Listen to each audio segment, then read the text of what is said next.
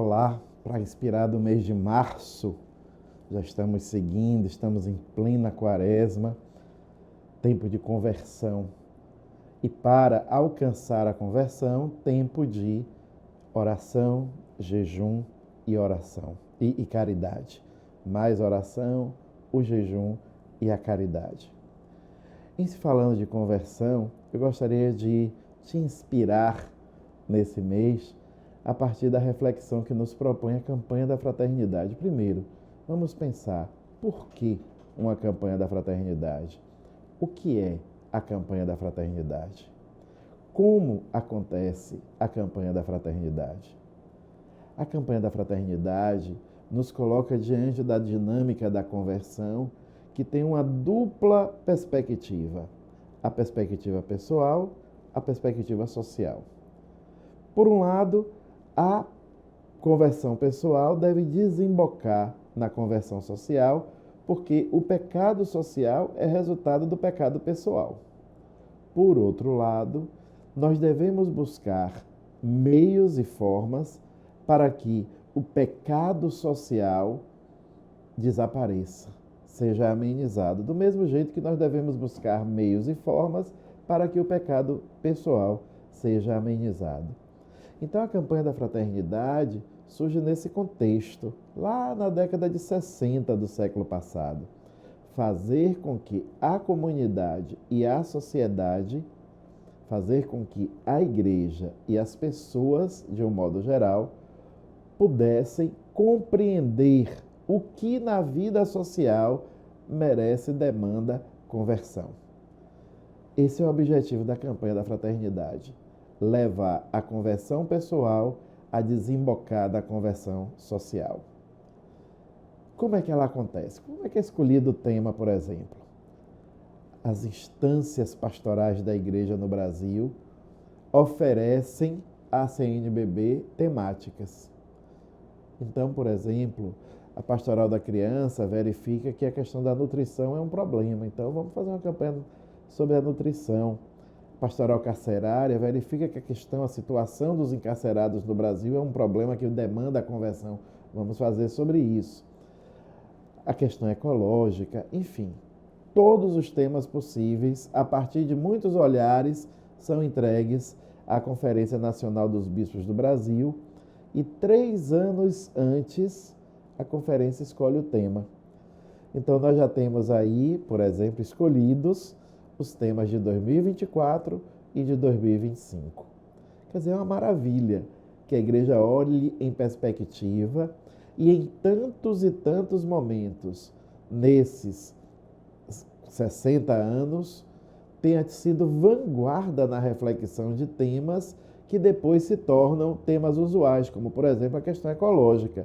Lá atrás, na década de 70, 80, já tivemos uma campanha da fraternidade sobre a ecologia. A questão do migrante foi em 1980, eu lembro muito bem, porque foi quando o Papa São João Paulo II veio ao Brasil pela primeira vez, teve o Congresso Eucarístico Nacional em Fortaleza, e o tema foi a questão da migração, inclusive a migração interna, porque naquele momento ainda inúmeros, milhares de nordestinos iam para o Centro-Sul em busca de condições melhores. Então, são temas que hoje estão aí em voga, mas que a campanha sempre trouxe. E esse ano, a campanha nos traz a questão da fome. De fato, é um escândalo que num país imenso como o Brasil, com uma agricultura pujante, com uma pecuária pujante, produtor de grãos, produtor de tanta comida, existam 32 milhões de brasileiros abaixo da linha de pobreza passando fome. É um escândalo. É um escândalo para o Brasil, é um escândalo para nós cristãos.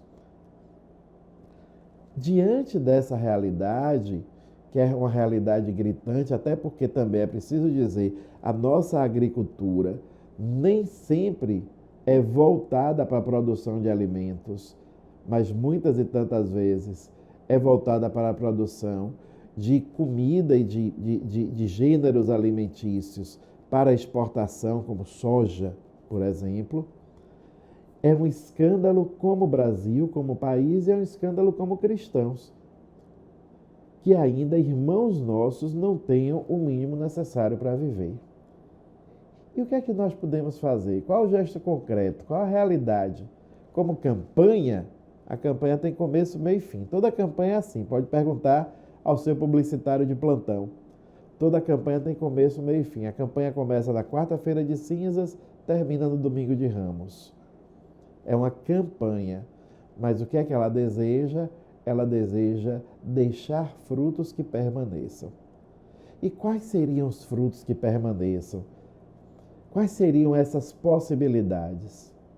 Eu vejo duas e queria partilhar com você. Primeiro, ações que amenizem a fome imediata. Segundo, reflexão e ações que amenizem, que resolvam as causas da fome.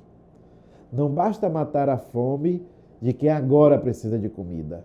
É importante, mas não é suficiente. Precisamos também nos articular como cristãos e como igreja para acabarmos com as causas da fome. E o que é que causa a fome? Causa a fome a desigualdade social.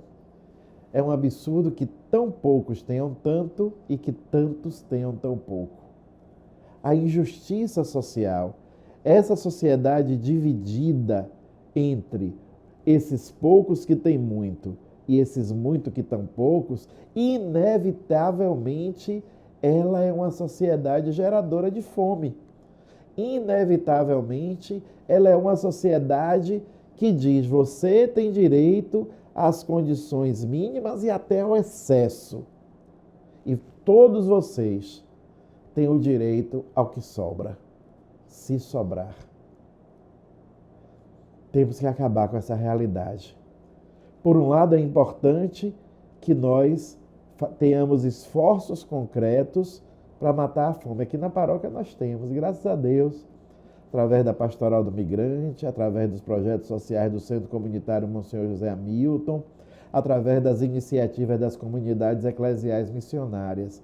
Dá pão a quem tem fome. De imediato, quem está com fome não luta. Quem está com fome não tem ânimo. A comida não alimenta só o corpo, alimenta a esperança. Precisamos dar, mas não podemos nos acomodar aí. Precisamos refletir sobre as causas geradoras da fome. Precisamos criar alternativas e precisamos pressionar os poderes públicos para que criem políticas de distribuição de renda, de justiça social, que o homem não seja esmagado pelo homem e pior, que o homem, o ser humano, não seja esmagado pelo dinheiro, pela força da grana. Um autêntico cristão que é chamado a ser sal da terra e luz do mundo, não pode virar as costas para a realidade social. E o que a campanha da fraternidade nos anima é exatamente esse compromisso com a vida, de forma conjuntural, dando comida a quem tem fome, de forma estrutural, lutando para eliminar as causas da fome. Precisamos de um novo modelo econômico, precisamos de um jeito novo de estar no mundo. A economia de Clara e Francisco está nos dizendo isso, o Papa está nos alertando e construindo alternativas. A lógica da encíclica Fratelli Tutti, tudo que ela carrega dessa fraternidade universal, nos aponta novos horizontes e nós precisamos nos desinstalar para que, do mesmo jeito que a vida venceu a morte no domingo de Páscoa, a vida vença a morte nas nossas estruturas sociais. E todos tenham direito ao mínimo necessário para uma sobrevivência digna, para uma vida digna. Que esta quaresma, então, nos ajude a alimentar a nossa esperança e a fortalecer a nossa luta. Que nos convertamos da apatia diante da sociedade injusta para a ação transformadora, ação sociotransformadora, fruto da fé que se compadece de quem sofre. Que Deus te abençoe, meu irmão, minha irmã, que a sua quaresma seja a quaresma de conversão, que a nossa quaresma seja a quaresma de conversão, da morte para a vida, da apatia para a luta, do empenho, em vista de um empenho efetivo para que a vida vença. Paz e bem. Deus te abençoe.